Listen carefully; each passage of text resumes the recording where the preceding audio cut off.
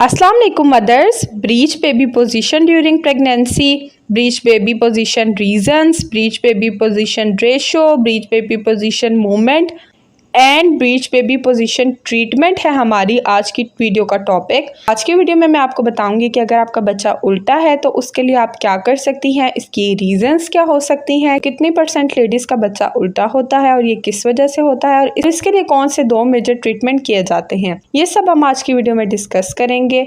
तो वीडियो को स्किप किए बगैर एंड तक देखें। हमारे चैनल मदर डायरी को सब्सक्राइब करें, बेल आइकन को प्रेस करें, वीडियो को लाइक और शेयर करें। तो चलिए स्टार्ट करते हैं।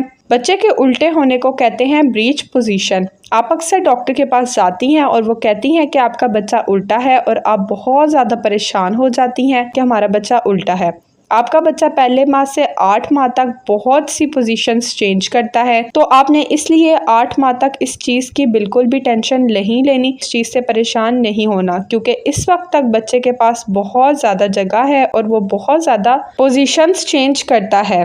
जैसे ही 9वां महीना स्टार्ट हो जाता है तो वो अपनी पोजीशन फिक्स कर लेता है, क्योंकि उस टाइम पे उसके पास जगह बहुत ज़्यादा कम हो जाती है, यानी कि उसके पास उतनी स्पेस नहीं रहती जितनी पहले होती थी। तो इसकी वजह से वो पेल्विक के एरिया में फिक्स होने लगता है। उस वक्त अगर आपका बच्चा ब्रीच है, यानी 9 मंथ तक अगर आपका बच्चा ब्रीच है तो ज़्यादा चांसेस है कि आपका बच्चा एंड तक ब्रीच ही रहेगा। लेकिन अगर 8वें महीने के एंड तक आपका बच्चा ब्रीच है तो आपने वरी यानी परेशान नहीं होना। बहुत ही कम रेशो रह जाती है उन बच्चों के ब्रीच होने की जो अक्सर 8वें महीने तक ही ब्रीच रहते हैं, यानी कि बहुत सारे बच्चे 8वें महीने तक ब्रीच होते हैं लेकिन 9वें महीने में वो अपनी पोजीशन हेड डाउन कर लेते हैं। तकरीबन 3 से 4% बच्चे एंड तक ब्रीच होते हैं, बाकी सब अपनी पोजीशन खुद एडजस्ट कर लेते हैं। अब हम बात करते हैं कि जो बच्चे 9वें महीने यानी 9 मंथ तक आड़े रहते हैं, ब्रीच रहते हैं, तो उसकी क्या क्या रीजंस होती हैं। कुछ फीमेल्स में पानी की मिकदार बहुत ज़्यादा होती है, यानी बच्चे के आसपास जो लिक्विड होता है वो बहुत ज़्यादा होता है। इसकी वजह से बच्चा अपनी पोजीशन स्टेबल नहीं कर सकता, बच्चे को बहुत ज़्यादा मुश्किल होती है, तो इसलिए वो अक्सर उल्टा ही रहता है, ब्रीच ही रहता है। क्योंकि जिन लेडीज़ की बॉडी में बहुत ज़्यादा पानी होता है उनके बच्चे को बहुत ज़्यादा मुश्किल पेश आती है सीधा होने में, वो अपनी पोजीशन एंड तक चेंज करता रहता है। सेकेंड वन इज़ वो लेडीज़ जिनकी ओवल नीचे पड़ी हुई है, उसमें बर्थ कनाल क्योंकि एपिटी नहीं है, उन बच्चों में भी ब्रीच होने के चांसेस बहुत ज़्यादा होते हैं। ऐसी ख्वातीन में भी देखा गया है कि उनके बच्चे एंड तक ब्रीच पोजीशन में ही रहते हैं। थर्ड पॉइंट इज अगर यूट्रस के लोअर पार्ट में फिब्रॉइड है तो उसमें भी बेबी ब्रीच होने के चांसेस बहुत ज़्यादा होते हैं। फोर्थ वन इज अगर यूट्रस में एबनॉर्मलिटी है, यानी कि यूट्रस की शेप चेंज है या फिर आपके यूट्रस में कोई भी एबनॉर्मल चीज़ है तो इसकी वजह से भी आपका बेबी ब्रीच होता है।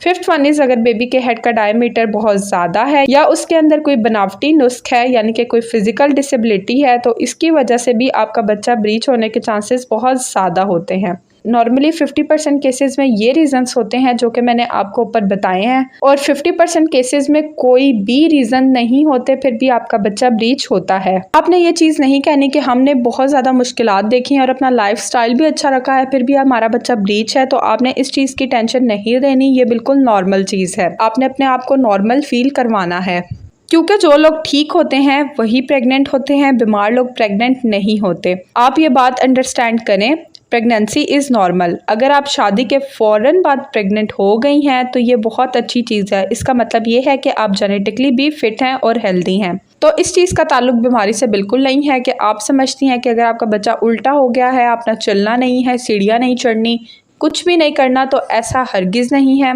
तो आपने ऐसा हरगिज़ नहीं करना, आपने अपने एंड टाइम तक बिल्कुल वैसे ही रहना है जैसे आप पहले वॉक करती थी, चलती फिरती थी। ये एक नॉर्मल चीज़ है। अब हम बात करते हैं कि जिन लेडीज़ के बेबी ब्रीच होते हैं उनकी नॉर्मल डिलीवरी होती है या फिर ज़रूरी है कि उनका सी सेक्शन ही होता है।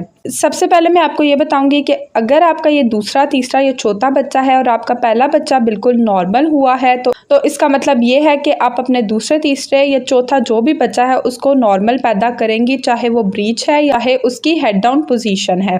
लेकिन आपने यहाँ पर एक चीज़ का ध्यान रखना है कि आपने अच्छे हॉस्पिटल और एक्सपर्ट डॉक्टर के पास जाना है, जिनको बहुत ही ज़्यादा तजुर्बा हो। वही ब्रीच बेबी की नॉर्मल डिलीवरी कर सकती हैं और नॉर्मल डिलीवरी के दौरान वही बच्चे को हैंडल कर सकती हैं।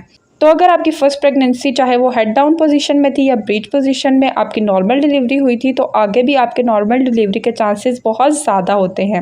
वो लेडीज़ जिनका ये पहला बेबी है और वो ब्रीच है, तो क्या ऐसी कुछ एक्सरसाइजेस हैं जिनको परफॉर्म करके वो अपने बच्चे की पोजीशन को सीधा कर लेंगी?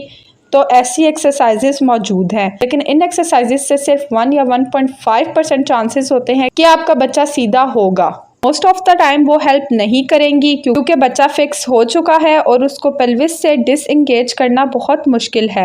ऐसे बच्चों के लिए एक पैटर्न है जिसे ECV कहा जाता है। इसमें पेशेंट को 36 वीक्स के बाद बुलाया जाता है और गायनेकोलॉजिस्ट उसके बच्चे को डिसएंगेज करती हैं, जो कि पेल्विस में होता है। उसको बाहर से ही डॉक्टर अपने हाथों की मदद से निकाल के रोटेट करके दोबारा हेड डाउन पोजीशन में ले जाती हैं। इसको कहते हैं एक्सटर्नल फेफालिक वर्जन, यानी कि किसी भी कट के बगैर बच्चे को सीधा कर दिया जाता है। लेकिन खुदारा कोई किसी दाई के पास मत जाए, ये चीज़ सिर्फ एक्सपर्ट डॉक्टर ही कर सकती हैं।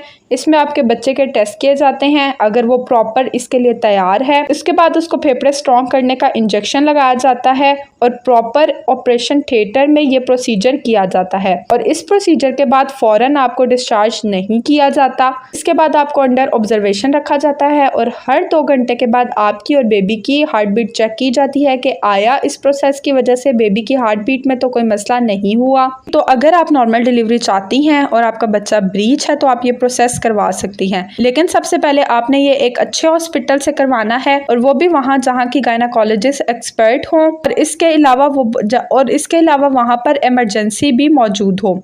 ECV 60 to 70% सक्सेसफुल हो जाती है और साथ ही साथ ECV के बाद 90% चांसेस होते हैं कि आपका बच्चा अब सीधा ही रहेगा, लेकिन फिर भी 10% चांसेस होते हैं कि बच्चा दोबारा से ब्रीच पोजीशन में चला जाएगा। Most of the time 90% chances होते हैं सक्सेसफुल होने के और बच्चे सीधे ही रहते हैं। सिर्फ 10% चांसेस होते हैं कि बच्चा दोबारा उल्टा हो जाएगा, यानी दोबारा से ब्रीच पोजीशन में आ जाएगा। तो अगर आपको नॉर्मल डिलीवरी की बहुत ज़्यादा ख्वाहिश है, आप ऑपरेशन नहीं करवाना चाहती, तो आपके पास ये ऑप्शन मौजूद है। इसी तरह से अगर आपका बच्चा 9 मंथ तक ब्रीच है, तो सीधा नहीं हुआ और आप ऊपर वाला प्रोसीजर यानी कि ECV भी नहीं करवाना चाहती, तो फिर आपको यही ऑप्शन दूंगी कि आप नॉर्मल डिलीवरी का चांस हरगिज़ मत लें, क्योंकि इसमें रिस्क बहुत ज़्यादा होता है। इस कंडीशन में आपके बच्चे को ख़तरा हो सकता है, तो ऐसे में आप डायरेक्टली C-सेक्शन पे ही स्विच करें। अगर आप ऊपर वाला ऑप्शन फॉलो नहीं कर सकती तो आपको डायरेक्टली C-सेक्शन करवाना चाहिए। आपको किसी भी किस्म का कोई रिस्क नहीं लेना चाहिए। आप किसी भी अच्छे डॉक्टर से C-सेक्शन करवाएं, आप इलेक्टिव C-सेक्शन करवाएं। आप अपनी डॉक्टर से पहले से बात करें कि वो आपको बहुत ही अच्छी क्वालिटी के स्टिचेस दें। आप देखेंगे कि आपको पता ही नहीं चलेगा, 1 हफ्ते में आपके सारे स्टिचेस ठीक हो जाएंगे और आपको पता ही नहीं चलेगा कि आपकी नॉर्मल डिलीवरी हुई है या आपका C-सेक्शन हुआ है। तो खुदारा इस चीज़ का बहुत ज़्यादा ख्याल रखें कि अगर आपका बच्चा ब्रीच पोजीशन में है, उल्टा है और आप ऊपर वाले ऑप्शन यानी ECV को फॉलो नहीं कर सकती, तो कभी भी नॉर्मल डिलीवरी का चांस मत लें। कुछ ख़वातीन दर्दे लगवा लेती हैं और नॉर्मल डिलीवरी के लिए लेबर में चली जाती हैं, लेकिन बाद में उन्हें पछताना पड़ता है। अक्सर ख़वातीन के बच्चे के कंधे फंस जाते हैं और उसकी वहीं पे डेथ हो जाती है, उनका बच्चा बाहर नहीं आता। तो इसलिए इस चीज़ का रिस्क मत लें। अगर आप ECV नहीं करवा सकते तो डायरेक्टली अपना C-सेक्शन ही करवाएं। तो ये थी हमारी आज की वीडियो। मैं उम्मीद करती हूँ कि आपको पसंद आई होगी। वीडियो पसंद आए तो कमेंट बॉक्स में हमें ज़रूर बताएं। हमारे साथ अपने सजेशन शेयर कीजिए, हमारे साथ अपना प्रेगनेंसी एक्सपीरियंस शेयर कीजिए। अपनी केस स्टडी अगर आप करना चाहती हैं शेयर तो लाजमी कीजिए। हमारे चैनल पर डिफरेंट टॉपिक से रिलेटेड वीडियो मौजूद हैं, वो भी आप लाजमी देखें। हमारे चैनल मदर डायरी को सब्सक्राइब करें, बेल आइकन को प्रेस करें, वीडियो को लाइक और शेयर करें। अपना बहुत बहुत ख्याल रखें, हमें अपनी दुआओं में याद रखें। अल्लाह हाफिज़।